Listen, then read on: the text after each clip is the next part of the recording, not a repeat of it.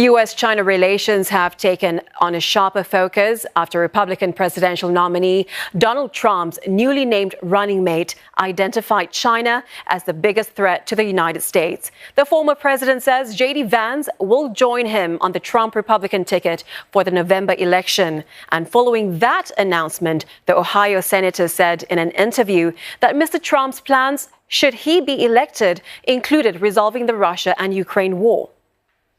I think what President Trump has promised to do is go in there, negotiate with the Russians and Ukrainians, bring this thing to a rapid close so that America can focus on the real issue, which is China. That's the biggest threat for our country, and we're completely distracted from it.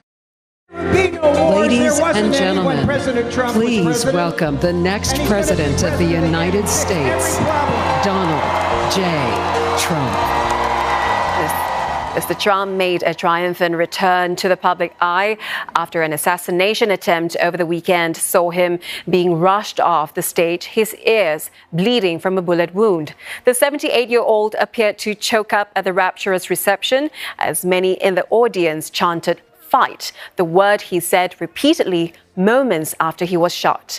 Mr. Trump has threatened to get even tougher on China than during his first term in the White House. He's proposed a blanket 60% tariff on all Chinese imports, and that is on top of existing tariffs imposed by himself and current President Joe Biden.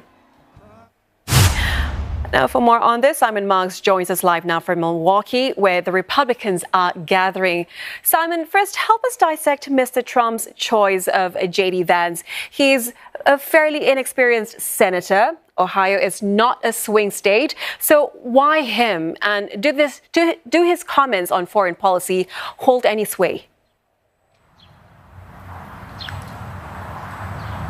Well, it's true. JD Vance was only elected to Congress, to that Senate seat from Ohio in 2022. And Ohio is no longer considered a swing state, although that is a relatively modern development in American politics that you can chart back to 2020 and Donald Trump's victory there. It's considered very heavily in the Republican corner. But what JD Vance brings to the ticket is essentially Donald Trump's mini-me. I mean, he echoes at the much younger age than Donald Trump. At 39, he's literally half Donald Trump's age, many of the policy positions that the former president takes. And as far as foreign policy is concerned, well, there's a connection between JD Vance's views on that and his views on the economy. So when he attended the Munich Security Conference back in February, a decision to travel there that was designed to burnish his foreign policy credentials, he delivered a message to Europe, particularly saying he was there to offer a wake-up call, that it was time for Europe to take more responsibility for its own defense so that the United States under former President Trump, when he returns to the White House, can focus instead on China and developments in the Asia-Pacific region. JD Vance is a firm supporter of tariffs, so he is entirely aligned with Donald Trump's policy of retaining very sizable tariffs on many Chinese goods coming into the United States.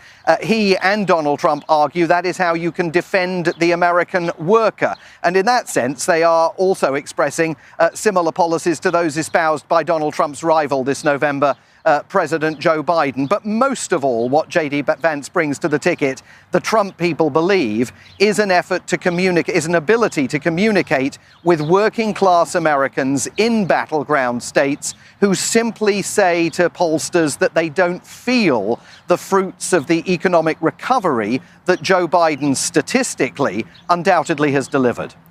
And as we've seen, Simon, the Republicans displaying complete unity behind Donald Trump. That's in stark contrast to the Democrats, who are still divided on whether President Biden should run. Is the election looking more and more like a red wave?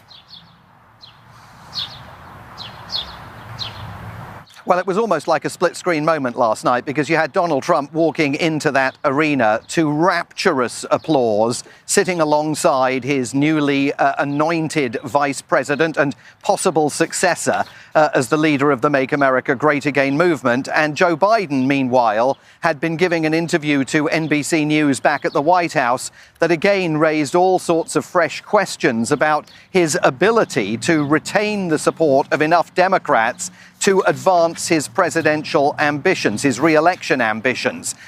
So we now understand that the Democrats, the Biden campaign chiefs, are moving very quickly, possibly as early as next week, to try and essentially force through among delegates to the Democrat convention, which doesn't take place for more than another month, to force through their vote in favor of Joe Biden remaining on the ticket and being the nominee. That could take place virtually as early as next week to try and freeze the race in Aspic. Now, there were fresh polling numbers published yesterday by YouGov that showed Donald Trump with substantial leads in all 6 of the key battleground states where this election is going to be won or lost.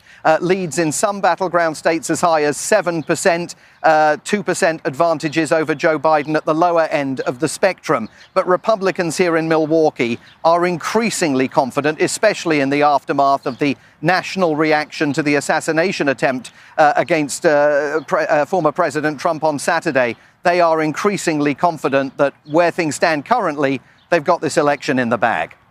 Simon, it's good to speak with you again. That was Simon Marks in Milwaukee. Thank you.